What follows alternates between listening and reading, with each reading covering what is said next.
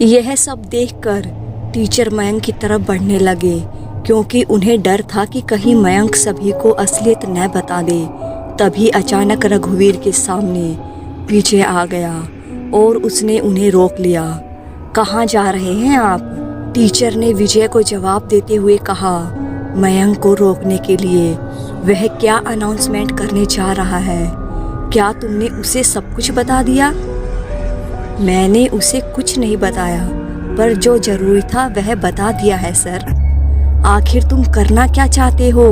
तुम्हें पता भी है अगर इन लोगों को पता लग गया तो यह लोग यहाँ रुकेंगे नहीं। इस पर विजय ने गुस्से से कहा, मुझे पता है और मैं यही चाहता हूँ कि यह लोग यहाँ पर ना रुके। और वैसे भी आपने जो जाल फैलाया था वह सिर्फ मेरे लिए था, इनके लिए नहीं। आप इन्हें क्यों मौत के घाट उतारना चाहते हैं? 4 दिन में पता नहीं क्या हो जाएगा। यह बात तो आपको भी पता है ना? हाँ, मुझे पता है, पर अब ये लोग यहाँ पर आ चुके हैं तो इन्हें इस तरह नहीं भेज सकते। मुझे पता है, पर आप भी जान लीजिए अब मेरी कुछ शर्तें हैं। अगर आप उन्हें पूरा नहीं करोगे तो मैं आप लोगों की कोई मदद नहीं करने वाला हूँ। विजय की बात सुनकर रघुवीर वहीं रुक गया। तभी मयंक ने अनाउंसमेंट किया, आप लोग रात हो जाने के बाद बाहर नहीं निकलेंगे, क्योंकि बाहर जंगली जानवर घूमते हैं। और वैसे भी यह गांव है तो गांव के मुखिया ने कहा है कि रात होने के बाद कोई भी बाहर नहीं जाएगा, और अगर कोई बाहर गया तो टीचर उसे पनिशमेंट देंगे। बस तुमने यही कहना था, इसलिए हमें यहाँ पर बुलाया था। क्यों, तुम क्या कुछ और सुनना चाहते थे रोहित? यह बात भी हमारे लिए इम्पोर्टेंट है, और मुझे यह भी पता है कि तुम हमारी बात नहीं मानते हो, इसलिए तुमसे खास तौर पर कह रहे हैं, अगर जान की सलामती चाहते हो तो रात में मत निकलना। यह सुनकर रोहित थोड़ा हैरान हुआ। इसके बाद सभी लोग वहां से चले गए। यह सुनकर रघुवीर की भी सांस में सांस आई और उसने कहा, क्या शर्त है तुम्हारी? यह तो मैं तुम्हें और तुम्हारे भाई को एक साथ बताऊंगा, क्योंकि तुम लोगों ने मुझे यहाँ पर मिलकर बुलाया है ना। कल सुबह बात करते हैं, वैसे भी अब रात होने वाली है। हाँ, मुझे पता है रात होने वाली है, तुम अपना ध्यान रखना। मैं तो अपना ध्यान रखूंगा, पर अगर यहाँ पर किसी को कुछ हुआ तो मैं तुम लोगों को छोड़ने वाला नहीं हूँ, समझे तुम? यह कहकर विजय वहाँ से चला गया। विजय को इतने गुस्से में देखकर रघुवीर समझ गया कि विजय अपने दोस्तों की जान को खतरे में नहीं डालना चाहता, और फिर वह भी वहाँ से चला गया। कमरे में आने के बाद रोहित ने मयंक से कहा, तुम अपने आप को समझते क्या हो? तुम हम लोगों के मॉनिटर नहीं हो, और वैसे भी हम लोग यहाँ पर मौज मस्ती करने आए हैं, तो रात के समय घूमने में बुराई क्या है? मुझे पता है तुम्हें रात में घूमना पसंद है, पर यह शहर नहीं है रोहित, बल्कि गांव है, और वैसे भी गांव में भूत प्रेत भी होते हैं, सुना है ना?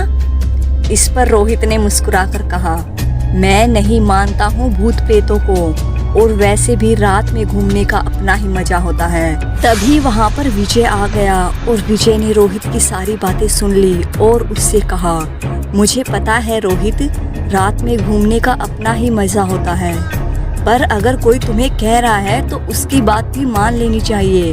हम तुम्हारा बुरा नहीं चाहते हैं। यह सुनकर रोहित चुप हो गया, क्योंकि उसे पता था विजय जब भी कोई बात करता है तो उसके पीछे कोई ना कोई बात होती है, और वैसे भी उस समय रोहित साथ ही था। जब उस बूढ़े आदमी ने विजय से वह सब बातें कही थी, तभी वहाँ पर पिंकी और ईशा आ गई, और उन लोगों को इस तरह अपने कमरे में देखकर विजय ने हैरानी से कहा, तुम लोग यहाँ पर क्या कर रही हो? इस पर पिंकी ने विजय की तरफ देखकर कहा, मुझे तुमसे कुछ जरूरी बात करनी है। हम लोग सुबह बात करेंगे, अभी तुम जाओ पिंकी। पर मुझे तुमसे अभी बात करनी है, मैंने कहा ना सुबह बात करते हैं पिंकी। विजय को इतने गुस्से में देखकर पिंकी और ईशा वहां से चली गई। वहीं रोहित भी अपने बेड पर जाकर सो गया। इस पर विजय ने मयंक से कहा, मयंक अब तुम भी सो जाओ, रात काफी हो गई है। इस पर मयंक भी बेड पर आ गया और लेट गया, पर उसे नींद नहीं आ रही थी। वहीं विजय भी अभी कमरे में इधर उधर टहल रहा था। काफी देर तक विजय इसी तरह कमरे में टहलता रहा। मयंक उसे यूं परेशान देखकर परेशान था। जब काफी समय हो गया तो मयंक ने कहा, विजय काफी देर हो गई है, कब तक इस तरह टहलते रहोगे? अब सो जाओ आकर। मुझे नींद नहीं आ रही है मयंक, तुम सो जाओ। अरे यह क्या बात हुई?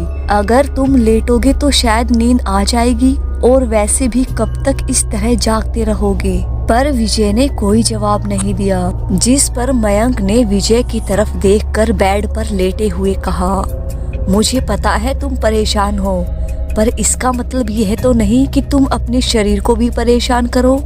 मयंक की बात सुनकर विजय उसके पास आया और बोला, मुझे पता है तुझे मेरी चिंता है, पर मैं क्या करूं? मेरी नींद उड़ गई है। मुझे कुछ समझ नहीं आ रहा। जब तक मैं तुम लोगों को यहाँ से सुरक्षित नहीं निकाल देता, तब तक मैं चैन से नहीं बैठूंगा। मुझे पता है विजय कि तुझे हमारी चिंता है, पर अभी तू आराम कर। मयंक के ज़्यादा कहने पर विजय भी उसी के साथ लेट गया। वह लेट गया पर उसे नींद नहीं आ रही थी, क्योंकि उसे बार बार उन्हीं लोगों की बातें याद आ रही थी। साथ ही डायन का डर भी सता रहा था, जबकि अभी तक उसका डायन से आमना सामना नहीं हुआ था। वह यही सोच रहा था कि अगर डायन उसके सामने आ गई तो वह क्या करेगा, क्योंकि उसने तो कभी भी ऐसा कुछ देखा ही नहीं था। काफ़ी देर तक सोचते सोचते अचानक विजय की आंख लग गई। अभी विजय आराम से सो रहा था, तभी उसे किसी के चिल्लाने की आवाज़ सुनाई दी। आवाज़ को सुनकर विजय एकदम उठ गया।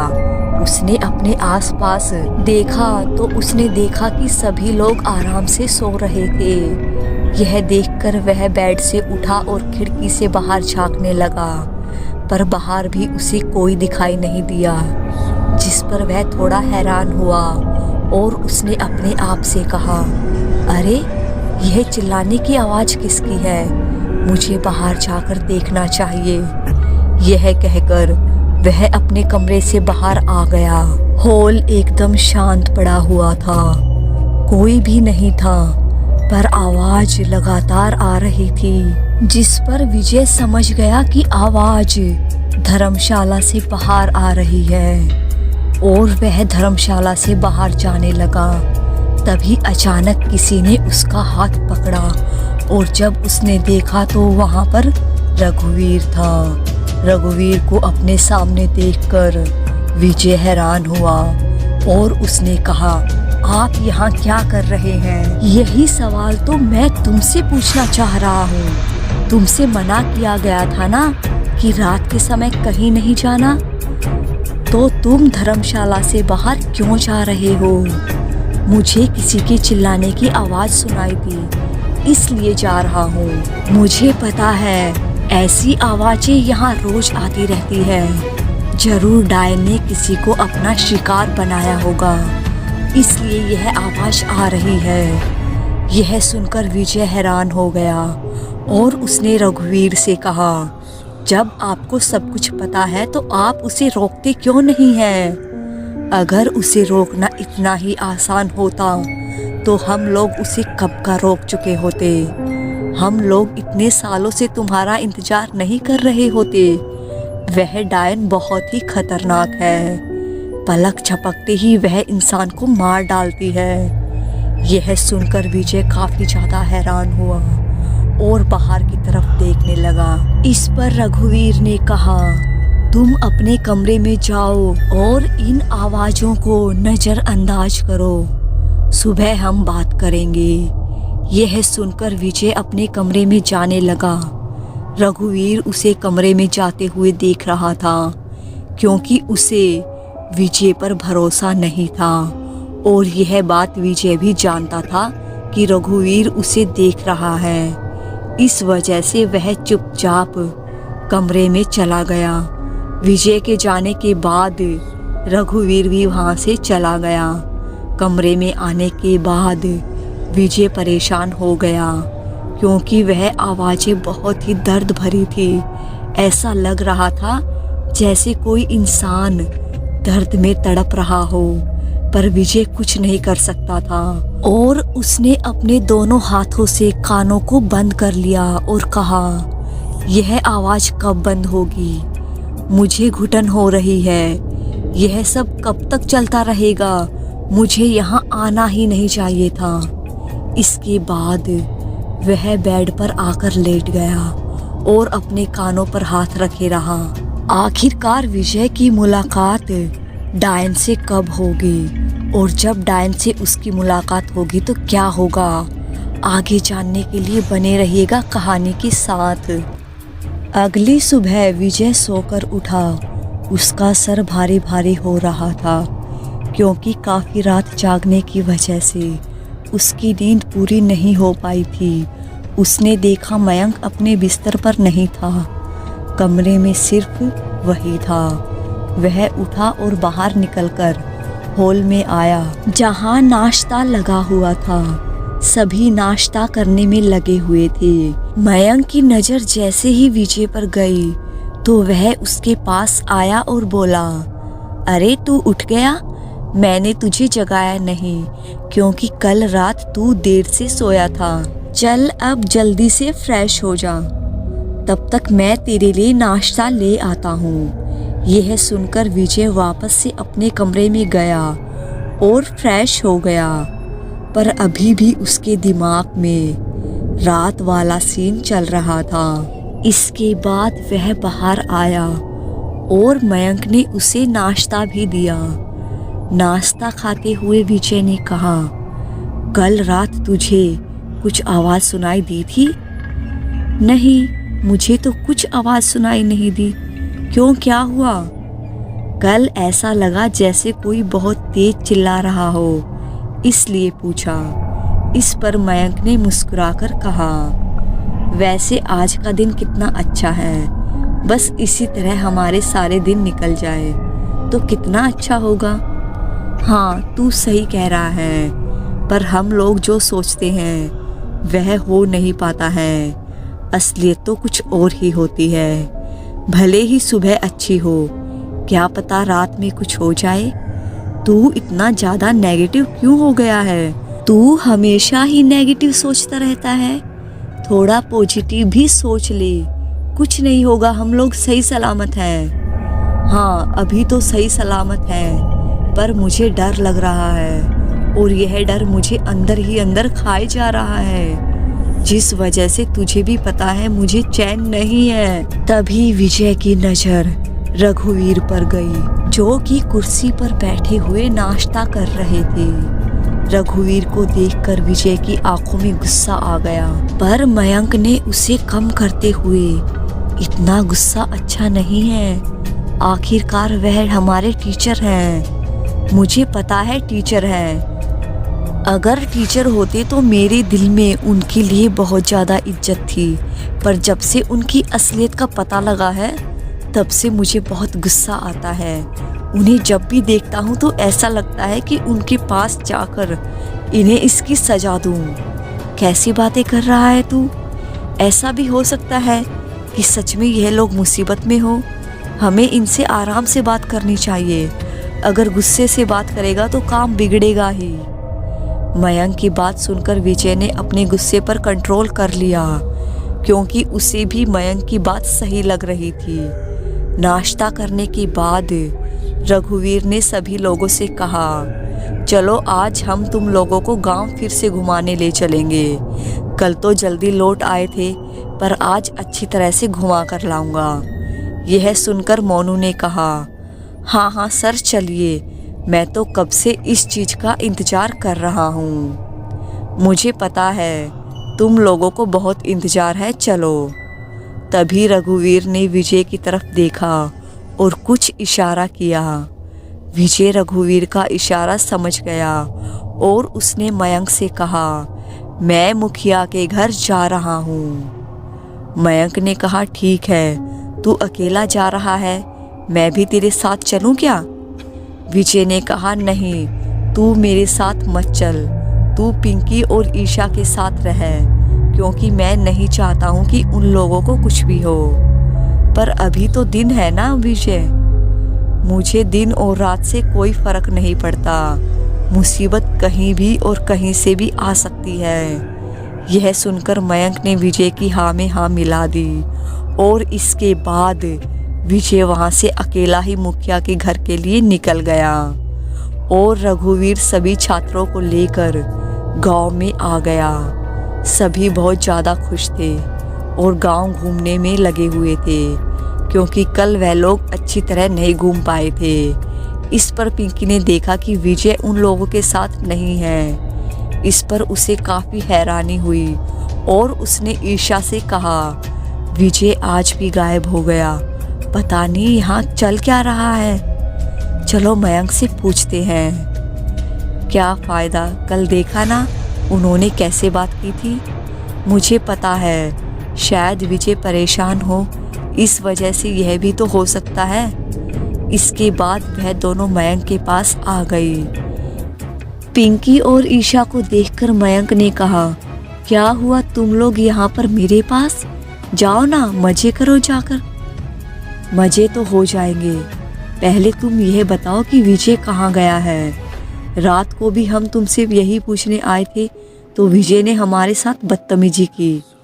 पिंकी की बात सुनकर मयंक समझ गया कि पिंकी कल रात से नाराज है और उसने कहा, ऐसा कुछ भी नहीं है, उसने बदतमीजी नहीं की थी, बस वह अभी थोड़ा परेशान है। वही तो हम जानना चाहते हैं, आखिर उसे कौन सी परेशानी खाई जा रही है।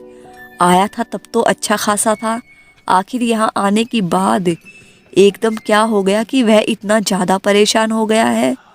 मुझे पता है तुम लोग उसके लिए परेशान हो, पर मैं अभी तुम लोगों को यह बात नहीं बता सकता हूँ, क्योंकि उसने मना किया है। क्यों, हम लोग तुम्हारे दोस्त नहीं है क्या? हमें जानने का हक नहीं है क्या? क्या तुम उसे ही अपना दोस्त समझते हो? ऐसी बात नहीं है पिंकी, तुम बात को ज़्यादा बढ़ा रही हो। ऐसी ही बात है और मैं बात बढ़ा चढ़ा नहीं रही हूँ, मैं सही ही कह रही हूँ। आखिर हम लोग जानना चाहते हैं विजय को ऐसा क्या हो गया है कि वह इतना ज़्यादा परेशान है। ना ही अब हमसे बात करता है, ना ही कुछ कहता है। वह तुम लोगों से कैसे बात कर सकता है? वह अभी इतना परेशान है कि वह मुझसे भी तो बात नहीं कर रहा है। वह जिस उलझन में फंसा हुआ है, अगर वहाँ कोई और होता तो वह मर जाता। ऐसा भी क्या हो गया है, बता क्यों नहीं रहे हो? ईशा ने मयंक की तरफ देखकर कहा। ईशा को विजय की फिक्र हो रही थी और उसने मयंक से फिर कहा, आखिर तुम बता क्यों नहीं रहे हो मयंक? बता दो ना, कम से कम हम लोगों को शांति तो मिल जाएगी। हम लोग तुम्हारा बुरा नहीं चाहते हैं, यह तो तुम्हें भी पता है ना।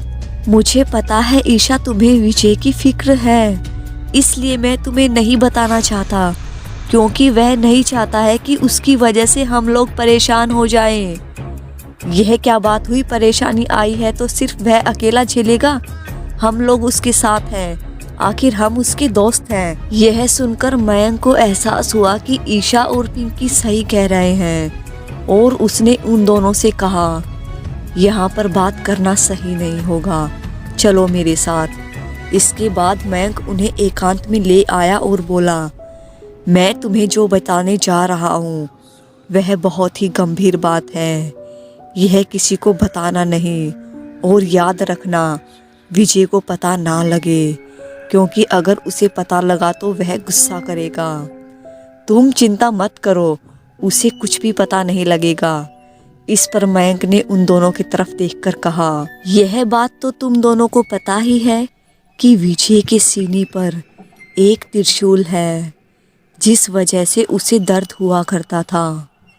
यह हमें पता है, पर इससे यहाँ आने का क्या मतलब है? इसी से तो सब कुछ संबंध है। इस गांव में एक डायन रहती है, जिसे मारने के लिए विजय को यहाँ पर धोखे से बुलाया गया है। अब गांव वाले चाहते हैं कि विजय उस डायन को मार दे और इसी डायन ने विजय के माता पिता को भी मारा था। जब से विजय को यह बात पता लगी है, विजय पूरी तरह से सदमे में आ गया है और वह नहीं चाहता है कि हम लोग किसी मुसीबत में फंसें। लेकिन हम लोग मुसीबत में कैसे फंस जाएंगे? ईशा ने गंभीर होकर मयंक की तरफ देखकर पूछा। मुसीबत में इस तरह फंसेंगे, जो टीचर है वह मुखिया का भाई है और वही विजय को यहाँ लेकर आया है। और ये जो डायन है वह रोजाना किसी ना किसी को मार डालती है, इसलिए रात के समय निकलने के लिए मैंने मना किया था। यह सुनकर पिंकी और ईशा को सारी बात समझ में आ गई और उन्हें यह भी एहसास हुआ कि विजय कितनी बड़ी मुसीबत में फंसा हुआ है। इस पर पिंकी ने कहा, तो इससे कोई निकलने का तरीका नहीं है? हम लोग यहाँ से भाग भी तो सकते हैं। नहीं, हम लोग नहीं भाग सकते हैं क्योंकि विजय पर कड़ा पहरा रखा हुआ है। इसी के साथ वह डायन भी जान चुकी है कि विजय यहाँ आ गया है, इसलिए विजय अब हमें बचाने के लिए यहाँ से भेजना चाहता है। यह सुनकर ईशा बुरी तरह घबरा गई क्योंकि अब उसे विजय की चिंता सता रही थी। ईशा को अब विजय की चिंता हो रही थी और उसने मयंक से कहा, तुमने हमें बताया क्यों नहीं पहले? अगर बता दिया होता तो? विजय ने मना किया था इसलिए नहीं बताया। अभी भी मेरा मन नहीं हो रहा था क्योंकि मुझे पता है तुम लोग परेशान हो जाओगी। अभी वह लोग बात कर ही रहे थे, तभी वहाँ पर टीचर रघुवीर आ गए और उन्होंने कहा, तुम लोग यहाँ क्या कर रहे हो? बाकी के छात्र तो वहाँ पर है। हम अभी आ रहे हैं सर, मयंक ने कहा। जल्दी आओ वरना फिर अकेले रह जाओगे। वैसे भी यह गांव सुरक्षित नहीं है। यह तो आपने बिल्कुल सही कहा सर। इसके बाद वह सभी रघुवीर के पीछे पीछे चले गए, पर अब ईशा के दिमाग में विजय के लिए चिंता सता रही थी। वह मन ही मन उसे प्यार करती थी पर कभी भी उसे बता नहीं पाई। पर अब उसे ऐसा लग रहा था कि वह विजय को सब कुछ जाकर बता दे। ईशा को इतना परेशान देखकर पिंकी ने कहा, ईशा परेशान मत हो, सब कुछ सही हो जाएगा। कैसे सही होगा? तुझे पता है ना विजय कितनी बड़ी मुसीबत में फंस गया है। मुझे तो पता ही नहीं था यहाँ आकर ऐसा कुछ हो जाएगा। तूने सही कहा, मुझे भी नहीं पता था। अगर पता होता तो मैं यहाँ कभी नहीं आती। तभी पिंकी को याद आया कि तभी उसके माता पिता यहाँ आने के लिए मना कर रहे थे। शायद उन्हें रामगढ़ के बारे में कुछ पता था और उसने कहा, इसलिए मेरे मम्मी पापा यहाँ आने के लिए मना कर रहे थे। लगता है उन्हें इसके बारे में पता था। हाँ, तू सही कह रही है पिंकी, मुझे भी अब समझ में आ रहा है। पर अब क्या कर सकते हैं, जो होना था सो हो गया। बस अब यहाँ से जल्द सही सलामत घर पहुँच जाए। इसके बाद वह दोनों इसी तरह बातें करते हुए आगे बढ़ गए। दूसरी तरफ विजय मुखिया के घर पहुँच चुका था, जहाँ पर मुखिया उसका पहले से ही इंतजार कर रहा था। मुखिया ने जब विजय को देखा तो वह उसे एक कमरे में ले गया, जहाँ पर वह बूढ़ा आदमी पहले से ही मौजूद था। तभी मुखिया ने विजय से कहा, हम लोग तुम्हारा ही इंतजार कर रहे थे। हमें रघुवीर ने बताया तुम्हारी कुछ शर्तें हैं। क्या शर्तें हैं? इसका मतलब आपको रघुवीर ने सब कुछ बता दिया है। यह तो बहुत अच्छी बात है। मैं बस यह चाहता हूँ कि मेरे दोस्त और यह सारे स्टूडेंट्स यहाँ से सही सलामत वापस चले जाएं, और कुछ नहीं। और यह लोग आज ही यहाँ से जाएं। आप रघुवीर से कहिए कि यह इन्हें यहाँ से वापस ले जाएं। पर अगर यह लोग इस तरह वापस जाएंगे तो इन्हें शक नहीं होगा, क्योंकि यह लोग यहाँ पर 4 दिनों के लिए आए हैं। मुझे पता है, पर आप उसकी चिंता मत कीजिए। कोई ना कोई बहाना बना दिया जाएगा। पर मैं नहीं चाहता हूँ कि मेरी वजह से इन लोगों की जान भी खतरे में पड़े। ठीक है, हमें तुम्हारी यह शर्त मंजूर है और इसके अलावा कोई दूसरी शर्त नहीं, बस यह है, इसे आप पूरा कर दीजिए, मुझे और कुछ नहीं चाहिए। यह सुनकर मुखिया ने फ़ोन मिलाया और रघुवीर से कहा, सुनो, तुम आज ही सारे स्टूडेंट्स को लेकर वापस शहर चले जाओ। तभी दूसरी तरफ से रघुवीर ने हैरान होकर कहा, पर अचानक इस तरह क्यों? मैंने जो कहा वह करो। यह सुनकर रघुवीर ने फ़ोन काट दिया। वही मुखिया ने विजय से कहा, अब तो तुम खुश हो ना? हाँ, मैं खुश हूँ, पर जब यह सब यहाँ से चले जाएंगे तब, क्योंकि मुझे आप लोगों पर भरोसा नहीं है। अच्छा, तो अब मैं चलता हूँ। इस पर मुखिया ने विजय को रोका और कहा, जाने से पहले याद रखना, डायन तुम पर नज़र रख रही है, वह कभी भी तुम्हारे सामने आ सकती है। यह सुनकर विजय वहाँ से चला गया। विजय अभी आ ही रहा था कि तभी रास्ते में उसे ईशा मिल गई। ईशा को देखकर विजय थोड़ा हैरान हुआ, क्योंकि ईशा के अलावा वहाँ कोई और नहीं था। विजय ने हैरानी से कहा, तुम यहाँ क्या कर रही हो और सभी लोग कहाँ हैं? मुझे पता लगा है कि सभी वापस जा रहे हैं, तुम हमारे साथ नहीं चल रहे? नहीं, मैं नहीं चल रहा हूँ, तुम जाओ यहाँ से। वैसे मयंक और पिंकी कहाँ हैं? वो लोग दिखाई नहीं दे रहे, उन्होंने तुम्हें अकेला छोड़ दिया? तो क्या हुआ, अकेले क्या कोई मुझे खा जाएगा? वैसे तुम इतनी फिक्र क्यों कर रहे हो मेरी? ऐसी कोई बात नहीं है, बस मैंने ऐसे ही पूछा। तुम्हें इस तरह यहाँ नहीं घूमना चाहिए, चलो मेरे साथ। इस पर ईशा ने विजय से कहा, तुम मेरे साथ चलो, मैं तुम्हें लेने आई हूँ। मैं कुछ समझा नहीं, कहाँ पर? ईशा की ऐसी हरकतें देखकर विजय थोड़ा हैरान था, क्योंकि पहले तो कभी ईशा ने ऐसी बात नहीं की और उसे ईशा पर शक होने लगा कि कहीं यह डायन तो नहीं। पर फिर उसने सोचा, डायन तो रात में आती है, यह ईशा ही होगी।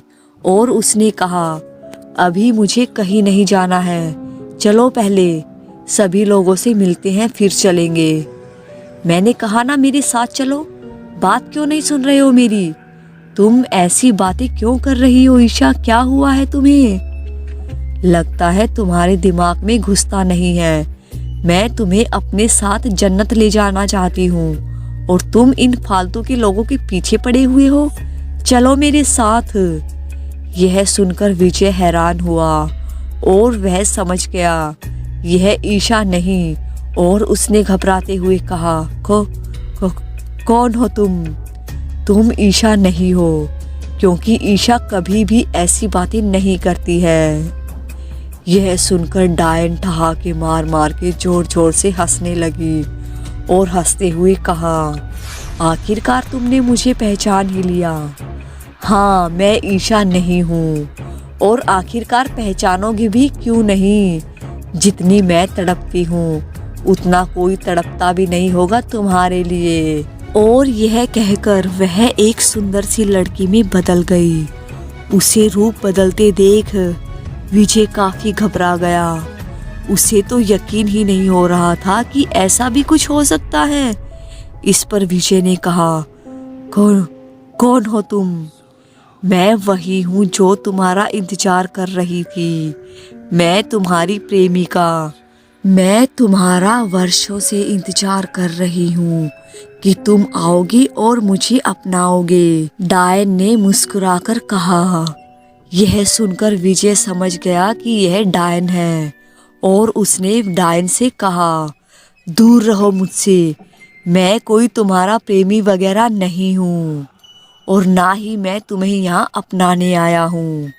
इस पर डायन गुस्से में आ गई और उसने विजय से कहा, यह तुम क्या कह रहे हो? तुम मुझे गुस्सा दिला रहे हो। चलो मेरे साथ यहाँ से, मुझे कहीं नहीं जाना। मेरे रास्ते से हट जाओ वरना अच्छा नहीं होगा। विजय अंदर ही अंदर काफी डर रहा था, पर ऊपर से ऐसे दिखा रहा था जैसे उसे डर नहीं लग रहा है, क्योंकि उसे पता था अगर वह डर गया तो डायन उस पर हावी हो जाएगी। इसलिए उसने हिम्मत बांधे रखी और तभी उसने कहा, अरे मयंक, तुम यहाँ क्या कर रहे हो? मयंक का नाम सुनकर डायन एकदम गायब हो गई।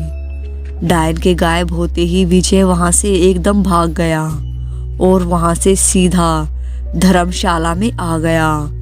वह पसीने से लथपथ हो चुका था, क्योंकि आज उसकी डायन से मुलाकात हो गई, पर डायन अपने असली रूप में नहीं थी।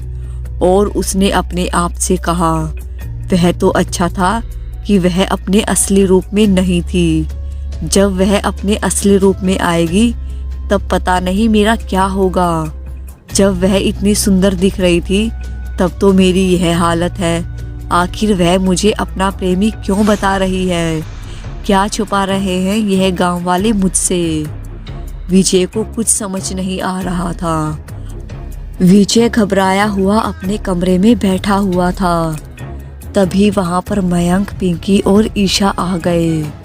उन्होंने जब विजय को इतना परेशान और घबराया हुआ देखा तो मयंक ने विजय के पास आकर कहा, क्या हुआ विजय, तू इतना घबराया हुआ क्यों लग रहा है? आज मेरा सामना उससे हो गया जिसकी मैंने कल्पना भी नहीं की थी। यह सुनकर मयंक समझ गया कि आज विजय ने डायन को देख लिया। इस पर मयंक ने कहा, क्या कह रहा है तू? कैसी दिखती है वह?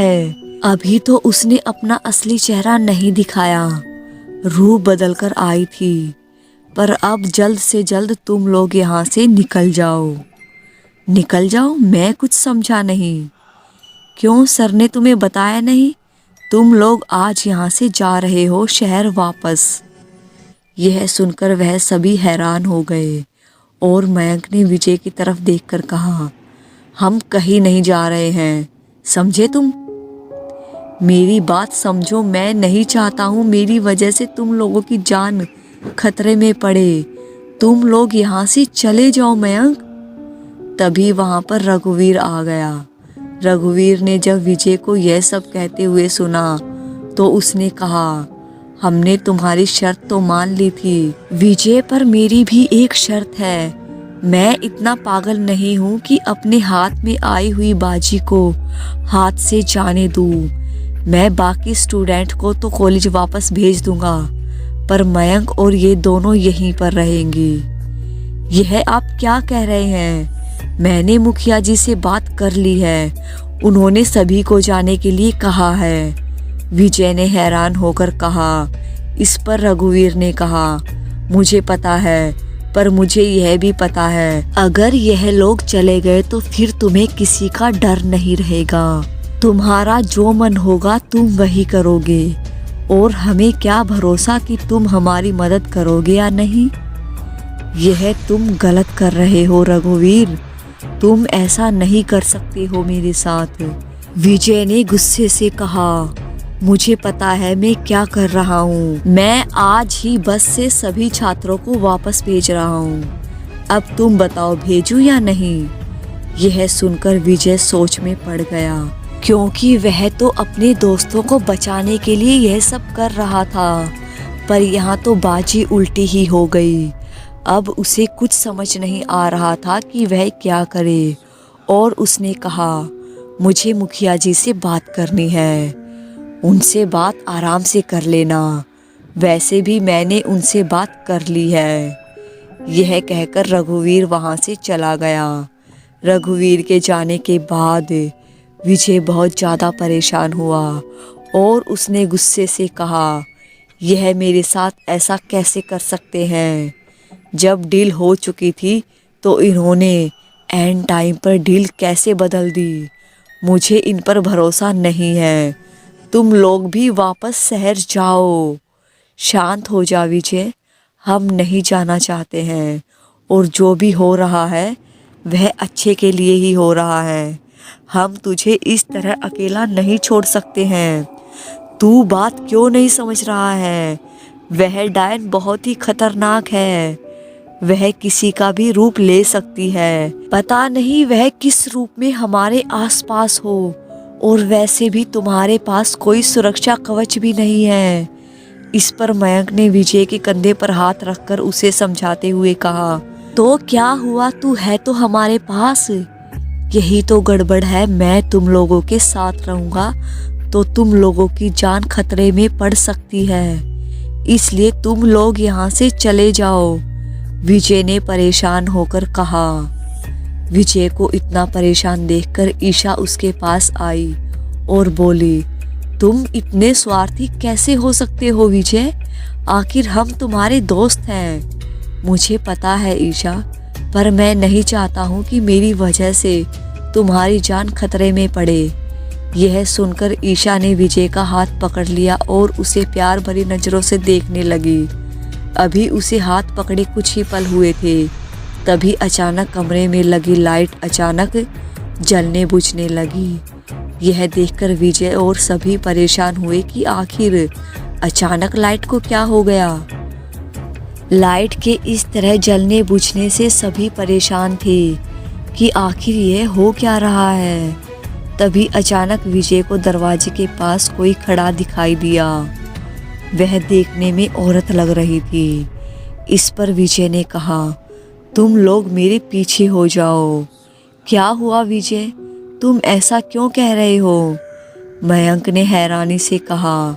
इस पर विजय ने कहा, वह देखो सामने, जरूर वह डायन है। यह सुनकर पिंकी और ईशा काफी ज्यादा घबरा गए और वह लोग विजय के पीछे आ गए। और जब उन्होंने सामने देखा तो वहां पर एक औरत खड़ी हुई थी, जिसका चेहरा साफ दिखाई नहीं दे रहा था क्योंकि उसके चेहरे पर बहुत सारे बाल थे। यह देखकर मयंक भी थोड़ा घबरा गया और उसने कहा, पर अभी तो दोपहर है, तो यह यहाँ पर क्या कर रही है? तुमने तो कहा था डायन रात में आती है। नहीं, मुखिया ने मुझे बताया वह कभी भी आ सकती है। तुम लोग घबराओ मत, बस मेरे पीछे बने रहो। वहीं वह औरत धीरे धीरे उनकी तरफ बढ़ रही थी। तभी अचानक एकदम विजय के बहुत करीब आ गई। यह देखकर विजय भी थोड़ा घबरा गया और उस डायन ने मुस्कुराकर कहा, क्यों इतने परेशान हो रहे हो? मुझे अच्छा नहीं लगता है तुम इतने परेशान होते हो तो। कौन हो तुम? बड़ी जल्दी भूल गए? अभी तो थोड़ी देर पहले तुम्हारी मुलाकात मुझसे हुई थी। मुझे नहीं पता था तुम्हारी याददाश्त इतनी कमजोर है। यह सुनकर विजय पसीने से लथपथ हो गया क्योंकि अब उसके सामने असली रूप में डायन खड़ी हुई थी। इस पर डायन ने मुस्कुराकर कहा, घबराओ मत, मैं तुम्हें अपना असली चेहरा नहीं दिखाऊंगी, पर अगर तुम्हारे कोई और करीब आएगा तो मैं उसे जिंदा भी नहीं छोड़ूंगी। यह कहकर उसने ईशा को गुस्से से देखा। यह देखकर ईशा बुरी तरह डर गई। इस पर डायन ने विजय की तरफ देखकर कहा, तुम सिर्फ मेरे हो, सिर्फ मेरे, और मैं नहीं चाहती हूँ कि मेरे अलावा कोई और तुम्हें छुए भी। मुझे यह बिल्कुल भी पसंद नहीं है। यह सुनकर विजय भी बहुत ज़्यादा घबरा गया था। उसे कुछ समझ नहीं आ रहा था कि वह क्या करे। तभी वह डायन वहाँ से जाने लगी, जिस पर उन लोगों को राहत की सांस मिली। पर तभी अचानक डायन ने अपनी गर्दन को पूरी तरह से मोड़कर उन लोगों की तरफ देखकर कहा, याद रखना मेरी बात, विजय के आसपास मुझे कोई भी नहीं दिखना चाहिए, वरना तुम लोगों का अंजाम बहुत बुरा होगा। यह कहकर डायन ने एकदम से अपने बालों को हवा में उड़ाया। बाल हटते ही डायन का चेहरा उन लोगों के सामने आ गया। भले ही लाइट गड़बड़ हो रही थी, पर उस गड़बड़ लाइट में भी उन्हें डायन का चेहरा हल्का हल्का सा दिख रहा था। डायन का चेहरा बहुत ही डरावना था क्योंकि उसके बड़े बड़े दांत, खून जैसी लाल आंखें, काले होठ और चेहरे पर सफ़ेद धब्बे। उसका इतना भयानक चेहरा देखकर पिंकी और ईशा की चीख निकल गई। इस पर डायन ने मुस्कुराकर कहा, डरना भी ज़रूरी है, क्योंकि जब तक तुम लोग डरोगे नहीं तब तक तुम्हें पता कैसे लगेगा कि मैं विजय से कितना प्यार करती हूँ। वही विजय भी डायन का चेहरा देखकर बुरी तरह डर गया था। इसके बाद वह अचानक से वहां से गायब हो गई। डायन के जाने के बाद लाइट एकदम ठीक हो गई, जिसके बाद विजय और मयंक ने उन लोगों को शांत किया, पर वह दोनों भी अंदर से काफ़ी ज़्यादा डर चुके थे। इस पर मयंक ने कहा, यह कितनी भयानक थी, तू इसका सामना कैसे करेगा विजय? मुझे नहीं पता मयंक, इसे देखकर तो ऐसा लग रहा है जैसे अगर यह अकेले मुझे मिल गई तो मैं वहीं पर अपना दम तोड़ दूंगा। यह बहुत ही डरावनी है। वहीं ईशा और पिंकी भी काफ़ी डर की वजह से काँप रहे थे। इस पर विजय ने कहा, तुम लोग शांत हो जाओ, वह चली गई है। लेकिन अब विजय अपने दोस्तों को यहाँ से जल्द भेजना चाह रहा था, क्योंकि आज उसने डायन को करीब से देख लिया था और वह नहीं चाहता था कि उसके दोस्तों की जान खतरे में पड़े। अभी वह सब शांत हो ही रहे थे कि तभी अचानक वहाँ पर रघुवीर आ गए और उन्होंने कहा, क्या हुआ? अभी मैंने यहाँ से चिल्लाने की आवाज़ सुनी। आवाज़ तो काफ़ी देर पहले आई थी और आप अब आए हैं, विजय ने गुस्सा होते हुए कहा। इस पर रघुवीर ने कहा, तुम लोगों के चेहरे देखकर लग रहा है कि जरूर यहाँ पर वह आई थी। जब आपको पता ही है तो फिर आप यहाँ करने क्या आए हैं? मुझे अभी मुखिया जी से मिलना है। क्यों, क्या हो गया विजय? मैंने जो कहा वह सुनो, मुझे अभी मुखिया जी से मिलना है। तुम लोग यहीं रुको और आप तैयारी कीजिए जल्द से जल्द इन्हें वापस भेजने की। इसके बाद विजय वहां से जाने लगा, जिस पर मयंक ने उसे रोकते हुए कहा, मत जा, तेरी जान को खतरा हो सकता है। तूने देखा नहीं वह कितनी भयानक थी? मुझे पता है, पर अब जब सामना हो ही चुका है तो मुझे इस मुसीबत को जड़ से ही हटाना पड़ेगा, वरना यह मुसीबत हमारे पीछे ऐसे ही पड़ी रहेगी। तुम लोग बस कुछ देर रुको, मैं अभी आता हूँ। यह कहकर विजय वहां से चला गया। विजय को इतना परेशान देखकर उन लोगों को कुछ समझ नहीं आ रहा था। वहीं पिंकी और ईशा काफ़ी ज़्यादा डर रहे थे। उन्हें अकेले अब डर लग रहा था। इस पर मयंक ने कहा, तुम लोग अपने कमरे में जाओ। नहीं, हमें तुम्हारे साथ रहना है, हमें अकेले नहीं रहना। अकेले रहने के लिए नहीं कह रहा हूँ, तुम अपने रूम में जाओ, वहाँ पर और भी तो लड़कियाँ होंगी ना। नहीं, मुझे नहीं जाना है, हम लोग बस तुम्हारे पास ही रहेंगे, पिंकी ने घबराते हुए कहा। उन लोगों को इतना घबराया हुआ देखकर मयंक मान गया और वह उन्हीं के साथ कमरे में बैठ गया। वहीं दूसरी तरफ विजय मुखिया के घर आ गया। विजय को अचानक देखकर मुखिया काफ़ी हैरान हुआ और बोला, अरे तुम यहाँ पर अचानक?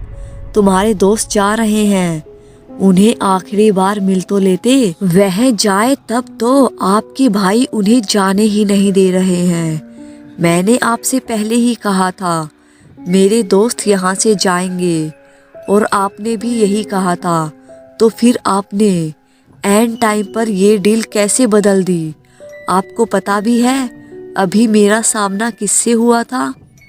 विजय को इतना परेशान और घबराया हुआ देखकर मुखिया समझ गया कि विजय ने डायन को देख लिया और उसने कहा, इसका मतलब तुम्हारा सामना उससे हो चुका है?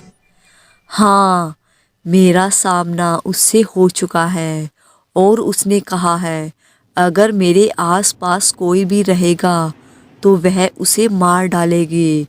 इसलिए मेरे दोस्तों को यहाँ से जल्द भेजो। पर मैंने तो अपने भाई से कह दिया, वह अभी थोड़ी देर में निकल रहा है।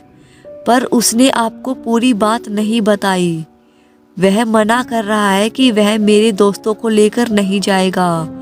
आप अपने भाई को अभी कॉल कीजिए और यहाँ पर बुलाइए मेरे सामने। यह सुनकर मुखिया ने अपने भाई रघुवीर को फ़ोन किया और उसे वहाँ पर बुलाया। कुछ ही देर में रघुवीर वहाँ आया। रघुवीर समझ चुका था कि विजय ने ही फ़ोन करवाया होगा। इस पर मुखिया ने रघुवीर से कहा, यह क्या बात हुई? जब मैंने तुमसे कह दिया है सभी वापस जाएंगे, तो फिर विजय मुझे ये क्या बता रहा है? इस पर रघुवीर ने अपने भाई मुखिया की तरफ देखकर कहा, मुझे इस पर भरोसा नहीं है, इसलिए मैं चाह रहा था इसके दोस्त यहाँ पर रुके। नहीं, जब यह चाह रहा है इसके दोस्त जाएं, तो तुम उन्हें लेकर जाओ। यह सुनकर रघुवीर चुप हो गया। काफ़ी देर चुप रहने के बाद रघुवीर ने कहा, ठीक है, मैं इसके दोस्तों को लेकर जाऊंगा, पर मेरी एक शर्त है, वह अलग से मेरी कार में जाएंगे। यह क्या बात हुई? वह तुम्हारी कार में क्यों जाएंगे? बस में क्यों नहीं जाएंगे? विजय ने हैरानी से कहा। जिस पर मुखिया ने विजय से कहा, अरे तो क्या हुआ, कार में जाएं या बस में जाएं? जाएंगे तो कॉलेज ही, तुम परेशान मत हो, ठीक है? और तुम रघुवीर जल्द से जल्द इन लोगों को लेके जाने की तैयारी करो और जहाँ तक हो सके तो कुछ ही देर में निकल लो। इसके बाद रघुवीर वहाँ से चला गया। रघुवीर के जाने के बाद मुखिया ने विजय से कहा, अब तुम ज़्यादा परेशान मत हो और तुम भी जाओ, बस अपना ध्यान रखना। जब तक तुम्हारे गले में यह लॉकेट है तब तक डायन तुम्हें छू भी नहीं पाएगी। ठीक है मुखिया जी, पर मुझे आपसे और भी बात करनी है, क्योंकि डायन जो कह रही है वह मेरी समझ से परे है। आखिर आप लोग क्या छुपा रहे हैं? यह बात तो बाद में होती रहेंगी, अभी तुम अपने दोस्तों को अलविदा कहकर आओ। मुखिया की बात सुनकर विजय वहाँ से चला गया। इसके बाद विजय वापस धर्मशाला आ गया और उसने देखा वह सभी बैठे हुए थे। उन्हें इस तरह बैठा देखकर विजय ने कहा, तुम लोग अभी तक बैठे हुए क्यों हो? तैयार क्यों नहीं हुए? यह सुनकर मयंक ने कहा, हम लोग तो जा नहीं रहे थे ना। विजय ने कहा, किसने कहा तुमसे? जब मैंने कह दिया तुम लोग जाओगे तो जाओगे, जल्दी से तैयारी करो, सभी तैयार हो रहे हैं। यह सुनकर मयंक ने विजय की तरफ देखकर कहा, हम कहीं नहीं जा रहे हैं, तुमसे मना कर दिया है तो तुम मान क्यों नहीं रहे हो? तुम मेरी बात क्यों नहीं समझ रहे हो? मैंने कह दिया ना कि तुम लोग जाओगे तो जाओगे, तुम्हें मेरी कसम, मैं कुछ नहीं सुनने वाला। आज तुमने देखा नहीं वह डायन कितनी खतरनाक थी। अगर तुम्हें कुछ हो गया तो मैं अपने आप को कभी भी माफ नहीं कर पाऊंगा। विजय को इतना परेशान देखकर मयंक की आंखों में आंसू आ गए और उसने विजय की तरफ देखकर कहा, मुझे नहीं पता था तू ऐसा कुछ करेगा। मैं तो तुझे अपना दोस्त समझता था, पर लगता है तूने मुझे कभी अपना दोस्त समझा ही नहीं। इस पर विजय भी थोड़ा भावुक हो गया और उसने कहा, ऐसी बात नहीं है, तू मेरा सबसे अच्छा दोस्त है, तेरे सिवा मेरा इस दुनिया में कोई नहीं है। मैंने अपनों को बहुत पहले ही खो दिया और अब मैं नहीं चाहता हूँ कि इस बार भी मैं किसी अपने को खो दूँ, इसलिए कह रहा हूँ यहाँ से चला जा, मैं सही सलामत जल्दी लौट आऊँगा। यह सुनकर मयंक ने विजय को गले से लगा लिया। उन दोनों को इतना इमोशनल देखकर पिंकी और ईशा की भी आंखें भर आई और ईशा ने कहा, चलो तो फिर हम लोग तैयारी करते हैं। इसके बाद वह सभी अपने बैग तैयार करने लगे। वहीं रघुवीर ने सभी छात्रों को कह दिया था कि वह सभी तैयार हो जाएं। इस पर रोहित ने मुंह बनाते हुए कहा, सर ने तो 4 दिन के लिए कहा था, पर यह 1 दिन में ही क्यों वापस ले जा रहे हैं? इनका कुछ समझ में नहीं आता है। चलो अब जो हो रहा है उसे होने दो। इसके बाद सभी लोगों ने बैग पैक कर लिए और सभी धर्मशाला से बाहर आ गए। बस तैयार थी, विजय भी बाहर आ गया था। इसके बाद सभी छात्र एक एक करके बस में चढ़ने लगे।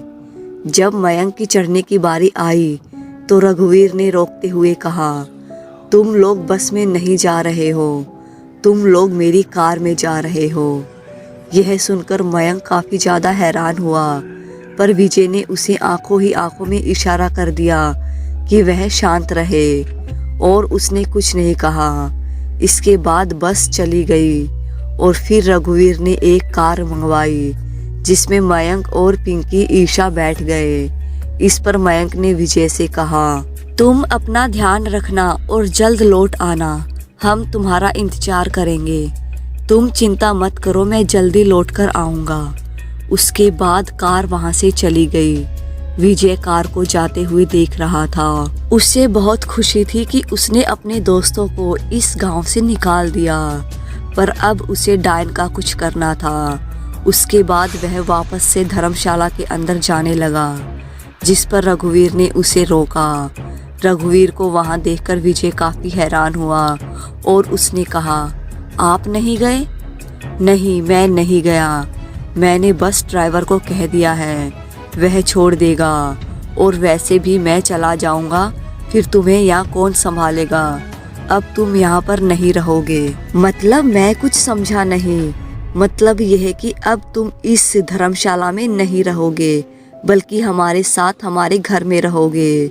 जल्दी से अपना सामान पैक कर लो। यह सुनकर विजय थोड़ा हैरान हुआ, पर उसने रघुवीर की बात मान ली, क्योंकि रघुवीर ने भी उसकी बात मानी थी। इसके बाद विजय धर्मशाला के अंदर गया और जल्दी से सामान पैक करके बाहर आ गया। धर्मशाला से बाहर आने के बाद विजय ने रघुवीर से कहा, चलिए मैं तैयार हूँ। सारा सामान ले तो लिया, कुछ छूट तो नहीं गया? कुछ नहीं छूटा। इसके बाद रघुवीर ने दूसरी गाड़ी मंगाई और वह लोग मुखिया के घर आ गए। मुखिया के घर आने पर मुखिया काफ़ी ज़्यादा खुश हुआ और उसने विजय से मुस्कुराकर कहा, आओ आओ विजय, कोई दिक्कत तो नहीं हुई आने में? कैसी दिक्कत, और वैसे भी कौन सा दूर था?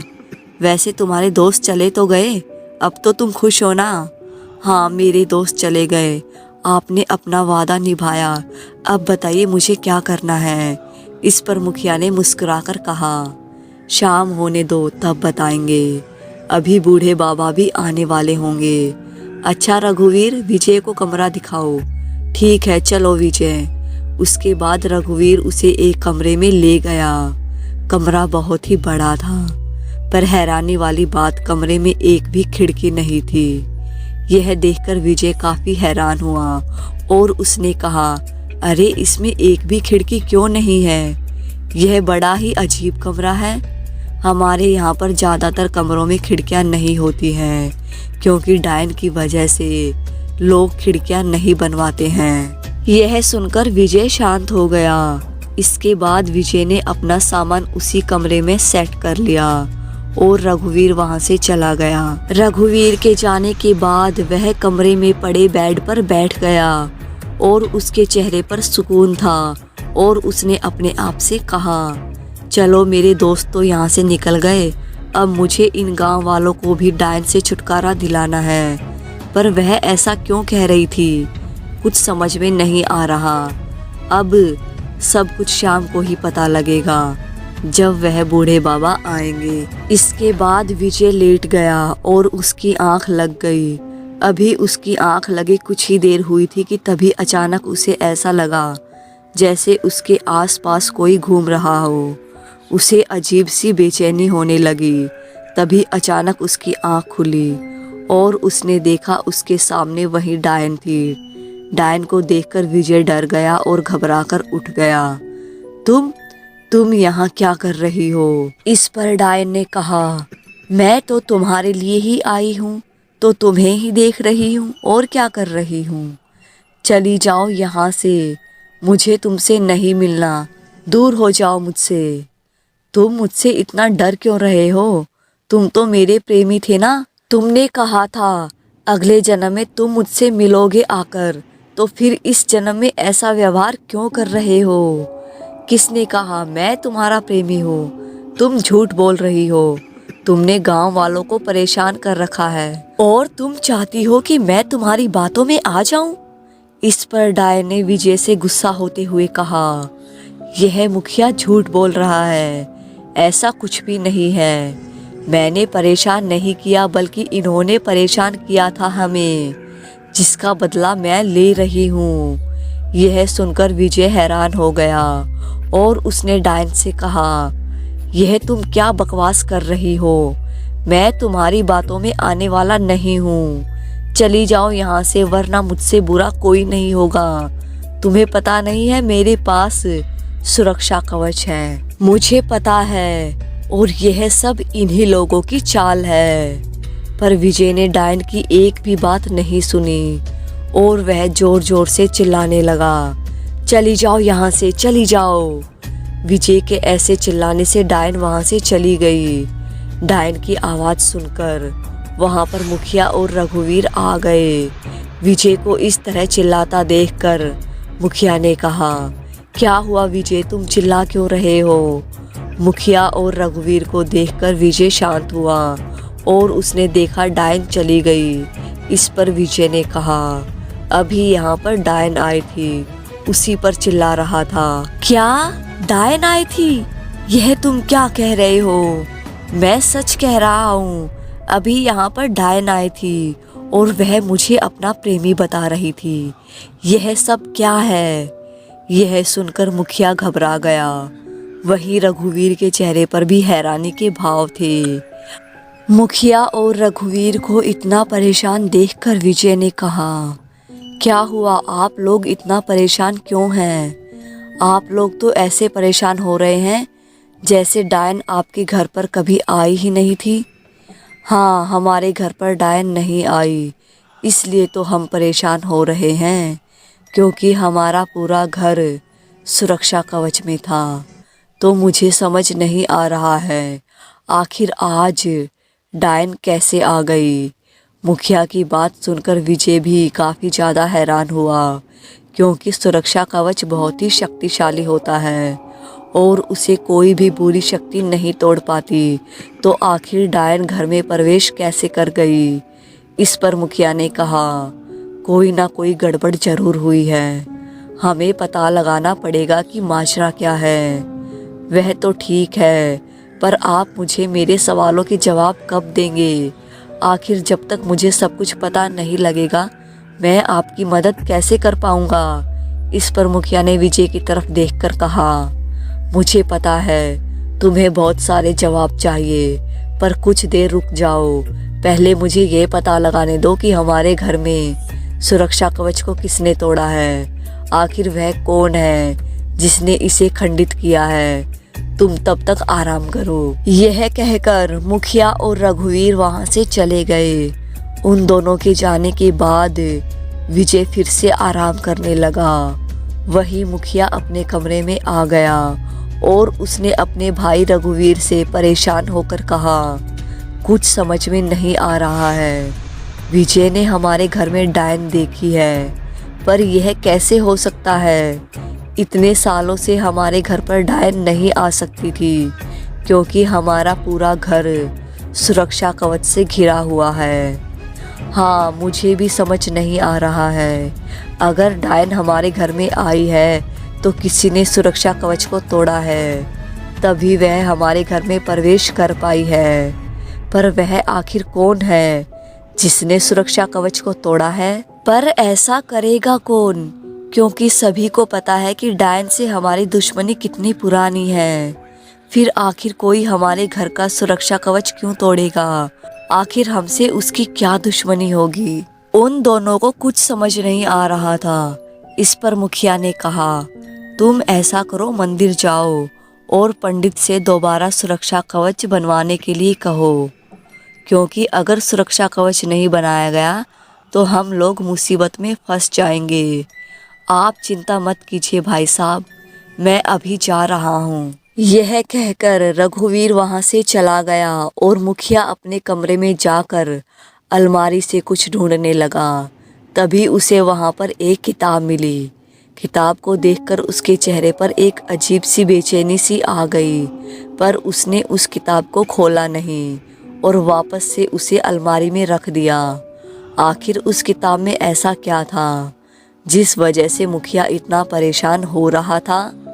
वहीं दूसरी तरफ रघुवीर मंदिर के लिए निकल गया। वह पैदल ही मंदिर जा रहा था। अभी वह आराम से चला जा रहा था, तभी अचानक उसके कदम रुक गए, क्योंकि शाम का समय हो चुका था। और उसने अपने आप से कहा, मैंने गलती तो नहीं कर दी शाम को आकर। तभी अचानक पीछे से किसी औरत ने हंसकर कहा, बिल्कुल भी गलती नहीं की तुमने, इसी मौके की तलाश में तो घूम रही थी मैं रघुवीर। रघुवीर ने जैसे ही यह आवाज़ सुनी तो उसका पूरा शरीर कांप गया, क्योंकि यह आवाज़ जानी पहचानी थी। उसकी हिम्मत नहीं पड़ रही थी कि वह पीछे मुड़कर देख पाए। तभी फिर से आवाज़ आई, क्या हुआ, मुझे देखोगे भी नहीं? इतनी नफरत है मुझसे? चलो मैं ही तुम्हारे सामने आ जाती हूँ, तुम्हारी मुश्किल हल हो जाएगी। यह कहकर वह आवाज़ एकदम आगे आ गई। वह कोई और नहीं बल्कि डायन थी। डायन को देखकर रघुवीर बुरी तरह से डर गया। उसके चेहरे पर डर साफ दिखाई दे रहा था। इस पर डायन ने हंसकर कहा, अरे तुम तो बहुत डर रहे हो, इतना डर अच्छा नहीं है। आखिर अपने दुश्मन से इतना डरोगे तो फिर दुश्मन को हराओगे कैसे? तुम यहाँ क्या कर रही हो? अरे यही तो मुझे तुमसे पूछना चाहिए। तुम शाम के समय यहाँ कैसे आ गए? कहाँ जा रहे हो? क्या तुम्हें पता नहीं था कि मैं तुम्हें मिल जाऊंगी? नहीं, मुझे नहीं पता था। छोड़ दो मेरा रास्ता और जाने दो मुझे। ऐसे नहीं जाने दूंगी। बड़ी मुश्किल से तो शिकार मेरे हाथ में आया है और तुम चाहते हो कि मैं तुम्हें जाने दूं? यह कहकर डायन ने रघुवीर की तरफ जैसे ही हाथ बढ़ाया, जिस पर रघुवीर बहुत बुरी तरह घबरा गया। तभी अचानक डायन पर किसी ने गंगा जल डाला, जिससे डायन बुरी तरह डर गई और वहां से गायब हो गई। रघुवीर ने जब पीछे देखा तो वहां पर वही बूढ़ा आदमी खड़ा था। आखिर रघुवीर शाम के समय क्यों नहीं निकलता था? आखिर कौन सी दुश्मनी की बात कर रही थी डायन? आगे जानने के लिए बने रहिएगा कहानी के साथ।